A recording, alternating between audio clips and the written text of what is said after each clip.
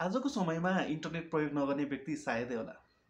हामीले सामाजिक सञ्जाल फेसबुक, युट्युब, टिकटक चलाउनको लागि हामीलाई इन्टरनेट आवश्यक पर्ने गर्दछ। साथै अफिसको काम गर्नको लागि पनि हामीलाई इन्टरनेट आवश्यक पर्ने गर्दछ। इन्टरनेट भन्ने बित्तिकै हाम्रो दिमागमा वाइफाई आउँछ। हजुरसँग वाइफाई छैन भने हजुर के गर्नुहुन्छ? वरिपरि साथीभाइ र छरछिमेक सबैसँग वाइफाई छ, तर हजुरसँग वाइफाई छैन। हजुरले पनि वरपर रहेको साथीभाइ तथा छरछिमेकको वाइफाई प्रयोग गर्ने सोचमा हुनुहुन्छ, तर कसरी हजुरलाई थाहा छैन भने म हजुरलाई उपाय बताउन गइरहेको छु। हजुरले आफ्नो वरिपरि भएको साथीभाइ तथा छरछिमेकको वाइफाई सजिलै पत्ता लगाएर हजुरले चाहिँ आफ्नो मोबाइलमा कनेक्ट गर्न सक्नुहुन्छ। यो त कसरी भन्ने विषयमा म हजुरलाई जानकारी दिनेछु। मेरो भिडियोलाई अन्त्यसम्म हेर्नुहोला। भिडियो सुरु गर्नुभन्दा पहिला मेरो च्यानललाई सब्स्क्राइब गर्नुभएको छैन भने सब्स्क्राइब गरिदिनु होला र साथमा रहेको बेल आइकनलाई पनि दबाइदिनु होला। आउनुहोस् भिडियो सुरु गरौँ। नमस्कार, मेरो नाम राज श्रेष्ठ। तपाईहरु हेरिरहनु भएको छ ज्ञानको कुरा युट्युब च्यानल। आउनुहोस् भिडियो सुरु गरौँ। मैले हजुरलाई मेरो छिमेकमा रहेको साथीको मोबाइल लिएर देखाउनु छु। यो मोबाइल चाहिँ मेरो छिमेकी साथीको मोबाइल हो। यहाँ चाहिँ उसको वाइफाई कनेक्ट छ, मेरोमा चाहिँ कनेक्ट छैन।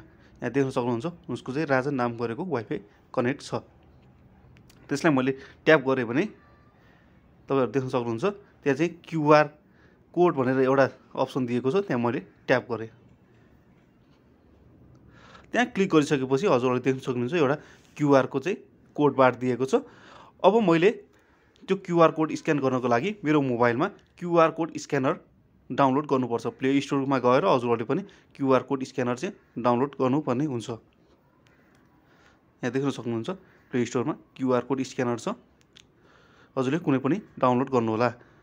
अब डाउनलोड भइसकेपछि त्यो क्यूआर कोडलाई हजुरले ओपन गरिदिनु होला।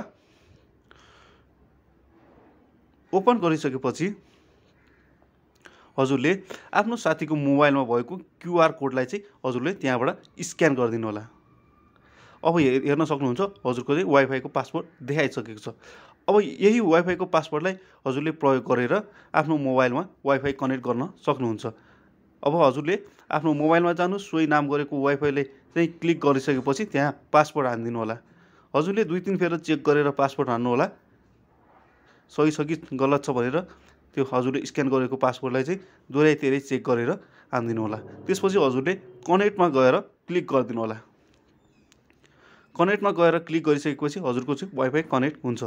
यसरी हजुरले छिमेक तथा साथीभाइमा रहेको वाइफाई प्रयोग गर्न सक्नुहुन्छ। त्यस्तै गरेर हजुरहरूले नयाँ मोबाइल छ भने नयाँ मोबाइलमा चाहिँ क्यूआर कोड स्क्यानर डाउनलोड गर्नु पर्दैन। हजुरले चाहिँ डाइरेक्ट गएर वाइफाईमा जानुभयो भने वाइफाईको माथि रहेको माइनस जस्तो बटन हुन्छ, त्यो चाहिँ क्यूआर कोड स्क्यानर हो।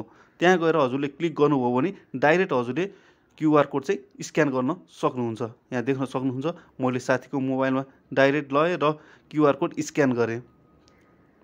देख्न सक्नुहुन्छ वाइफाई चाहिँ कनेक्ट भइसकेको छ।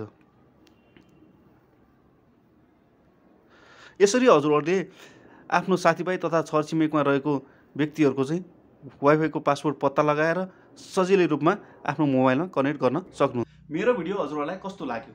मेरो भिडियो मन परेमा हजुरले मेरो च्यानललाई सब्स्क्राइब गरिदिनु होला र लाइक शेयर पनि गरिदिनु होला। आगामी समयमा पनि म हजुरहरूलाई यस्तै भिडियो लिएर आउने छु। हवस् त, नमस्कार।